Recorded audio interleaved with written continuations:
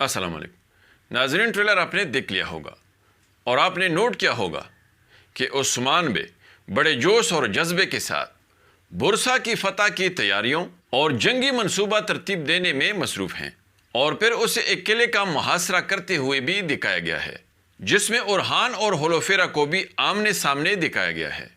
لیکن پھر عثمان بے جرکوتائے اور برہان الب کو بڑی مشکل حالت میں پہاڑی چڑھتے ہوئے دکھایا گیا ہے، جس میں عثمان بے کے بازو پر پٹی بھی باندھی ہوئی ہے، جس کا یہ واضح مطلب ہے کہ عثمان بے کا بازو زخمی ہو چکا ہے۔ اب سوال یہ ہے کہ کیا عثمان بے جرکوتائی اور برہان الب کسی بڑی مشکل میں پھنسے ہوں گے؟ کیا دشمنوں نے انہیں لڑائی کے دوران گھیر لیا ہوگا؟ اور کیا وہ اپنی حفاظت کے لیے راستے کی تلاش میں ہیں اور دشمن کے گھیرے سے نکلنے کی جدوجہد کر رہے ہوں گے، یا پھر کوئی اور معاملہ ہوگا؟ آئیے جانتے ہیں، اس لیے ویڈیو کو آخر تک دیکھیے اور ہمارے چینل کو بھی سبسکرائب کیجیے۔ ناظرین، پہلے ٹریلر سے ثابت ہے کہ عثمان بے برسا کی فتح کے حوالے سے حد سے زیادہ سنجیدہ ہیں اور بڑے پرجوش انداز میں منصوبہ بندی کرتے ہوئے تیاریوں میں مصروف ہیں۔ یہی وجہ ہوگی ناظرین کہ عثمان بے ایک اہم بازنطینی قلعے کا محاصرہ بھی کریں گے جس کے اندر ہولوفیرا بھی موجود ہوگی۔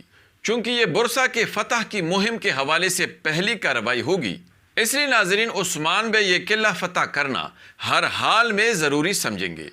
اس لیے بہت ممکن ہے ناظرین کہ دشمن کے ساتھ پہلی لڑائی میں عثمان بے کو مشکل پیش آئے، اور پھر اس ناممکن فتح کو ممکن بنانے کے لیے عثمان بے اپنے جنبازوں کے ہمراہ اپنی جانوں پر کھیلتے ہوئے ایک ناممکن اور مشکل راستے کو عبور کر کے قلعے کے اندر داخل ہوں، کیونکہ بہت ممکن ہے ناظرین کہ دشمن اس طرف سے قلعے میں داخل ہونے کے لیے راستہ نہ ہونے کی وجہ سے اپنے قلعے کی حفاظت کے حوالے سے بالکل مطمئن رہے گا، اور عثمان بے اپنی جان پر کھیل کر دشمن کی اسی کمزوری سے فائدہ اٹھاتے ہوئے قلعے میں گھس کر اپنی پہلی اور شاندار فتح حاصل کر کے دشمن کے دل میں اپنی بہادری، مہارت اور اعلیٰ جنگی صلاحیتوں کا خوف بٹھائیں گے۔ اس کے علاوہ ناظرین، آپ کے خیال میں علاؤدین بازنطینیوں کے قلعے میں کیا کر رہا ہوگا؟ اپنا جواب ضرور کمنٹس میں دیں اور ہماری ویڈیو کو بھی لائک کیجیے۔ اگلی ملاقات تک خدا حافظ۔